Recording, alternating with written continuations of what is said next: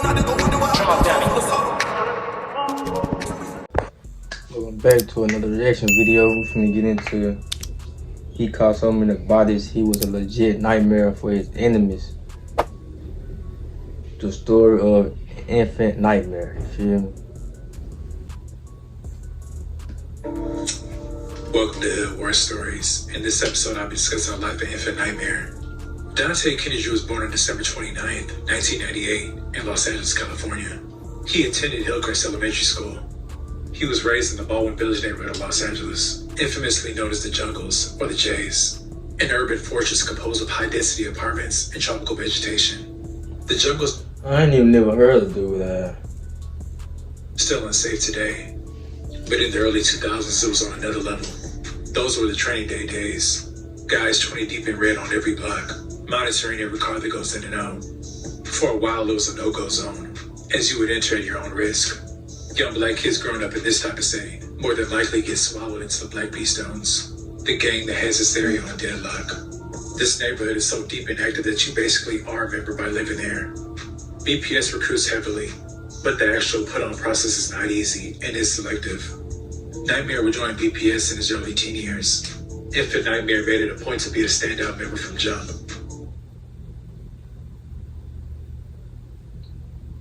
Is there another like him that we can never judge a book by its cover though? Infant Nightmare made it a point to be a standout member from jump. He was considered a part of the 10% of gang members who are really active in the field. These are the real line pushers, patrolling the neighborhood and banging on people. Nightmare was always known to carry a gun. He primarily focused on the top shooters from rival gangs and prioritized knocking them. Now he like he on it. He like he on it in them motherfuckers. By the time he was 17, he gained high status and rank within BPS. His earned rank was a combination of factors. Nightmare was super solid and very respected, and was very ambitious to get money. He had a good record with the hands and was always down to fight. Alleged bodies in numerous attempts propelled his reputation as one of the top young shooters in South Central. Nightmare was down to kill and do life in prison or die himself in the process. After the rolling 40s and the Harlem 30s, Nightmare hated 18th Street the most. BPS and 18th Street's war goes back decades. In the mid-90s, a few 18th Streeters lived in the Jungles off Ursula Avenue in one apartment. They tried to set up shop and sling drugs on that block. BPS told them it was a no-go. When the Ursula clique continued to sales when things got hectic, after Ursula got pressed, the Rancho clique and some other gunners from other cliques responded with gunfire. BPS responded with full court pressure, shooting up Ursula Ave every day. Shootouts would occur from out the window onto the street and from apartment to apartment in the Jungles.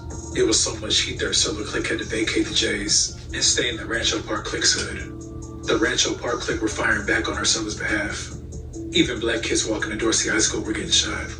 Most of the Ursula locals would wound up getting absorbed into the Houses clique, and that's who's been in the thick of it with BPS, along with the Smiley Drive clique.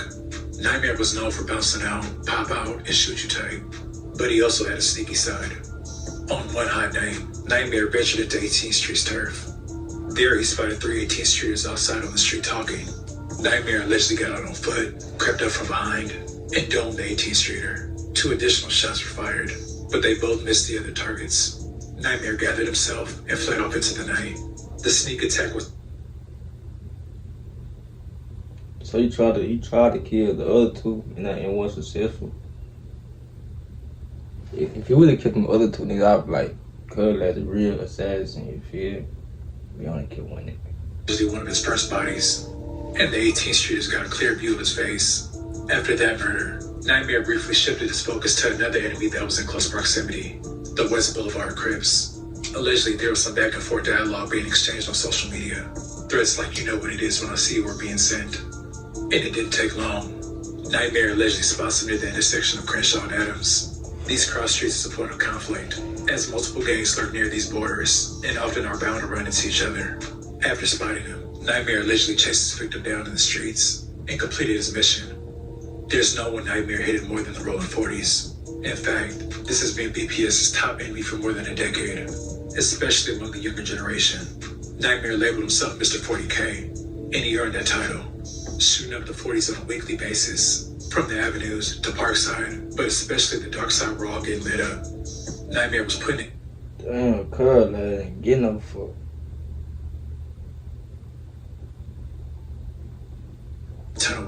and was becoming a true nightmare in the streets. His name rang bells, and his gunplay put everyone on notice. He was an active shooter and had no intention of slowing down. As Nightmare rose to one of the top shooters in the city, he began to prioritize killing other top shooters from rival hoods. Africa, also known as Tiny J Stone, was an extremely active, high-ranking member from the 89 East Coast Crips. Fast forward to July 29th, 2018, at 12:40 a.m. Africa is hanging out and rolling 40 members near 40. When you get that big rank in this shit, you probably think, like, ain't nobody gonna fuck with you or nothing, but this when you really gotta watch your back. I ain't gonna cap. Vermont. Nightmare and other BPS members all saw it that night, driving around looking for a 40 Crip to kill. They end up pulling up to 43rd of Vermont and find just what they were looking for: Africa and a few other 40 Crip members. That's a 2-for-1 special in Nightmare's eyes. Nightmare then jumps out and specifically tries to kill Africa first. He lets off numerous shots, and bullets start flying. But instead of hitting Africa, a 40 Crip named Tiny Hardhead got hit. 2 others were also shot. Hardhead was pronounced dead in the street at 12:50 a.m. Nightmare and another gunman ran into 2 separate vehicles, which fled the scene. Tiny Hardhead was a factor in the 40s, and he was known for shooting and pressing the issue. Hardhead is that trip. They gonna close your life, bro. I ain't even gonna see nigga, bro. He on the phone calling his homies.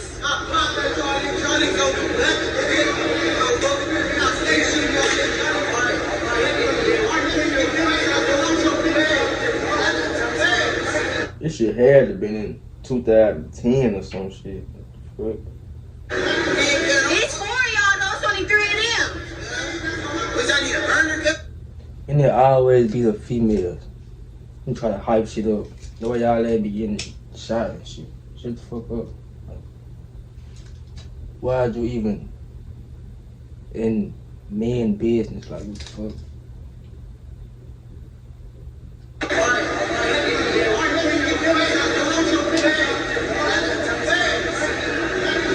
It's 4 of y'all, though. It's only 3 of them. Then somebody would have died. She would have went to jail for instigating and all this shit. Originally, when he was killed, there was speculation in the city where there was the 5 Deuce Hoovers, or BPS's work. But as Nightmare got away that night, Africa got a glimpse of his face. Nightmare was wearing a hoodie, and it was dark, but Africa was almost certain it was him. Africa then told the 40s who he thought he saw, and word traveled to the 50s. Tiny Hardhead was deeply connected to the 557s, so both hoods took this loss personally. Retaliation was guaranteed. The Jungles were shot up weekly for almost 2 months. And for good measure, the 557s and 40s also hit. But as Nightmare got away that night, Africa got a glimpse of his face. Nightmare was wearing a hoodie, and it was dark, but Africa was almost certain it was him. Africa then told the 40s who he thought he saw, and word traveled to the 50s. Tiny Hardhead was deeply connected to the 557s, so both hoods took this loss personally. Retaliation was guaranteed. The Jungles were shot up weekly for almost 2 months. And for good measure, the 557s and 40s also hit up 5 Deuce for a good 2 months also. The results were 3 people dead, but their main prize was still lurking around in the shadows. That's until October 3rd, 2018, shortly after 5 p.m. Nightmare was standing on the sidewalk with a couple brims in their territory. 2 people then walked up and began firing at the group, striking Nightmare and 2 others. Bodies dropped to the ground and everyone tries to flee. Nightmare was taken to the hospital. What goes around comes right back around. It's like this. What you put in the world gonna also put back into you. You feel me? Pronounced dead at 5:51 p.m. Rumors spread that the alleged gunman was a Rolling 40s member and a stud from 50s, and some people were shocked that it was a female shooter involved. Now that the trophy was gone, BPS responded with full force, and the 40s felt major impact in the months that followed. After Nightmare's death, he was super dissed all over social media for various. I already know he was putting in that work. Damn, he died. It's crazy. Force. And the 40s felt major impact in the months that followed. After Nightmare's death, he was super dissed all over social media from various hoods. Roller 40 members even dropped diss songs mocking his death. That's a clear indication of how much of a problem he was in the streets. The top shooters usually don't last long. The common outcome is either early death or life in prison. BPS is still honoring Nightmare to this day.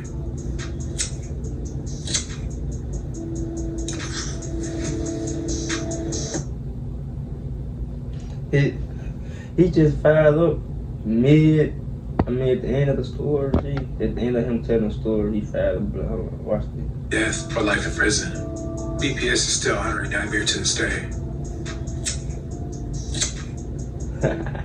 That boy ain't getting high here telling this story. Yeah. I'd like to thank you guys for watching. Please like, comment, and subscribe. He sound high here. Please like, comment, and subscribe.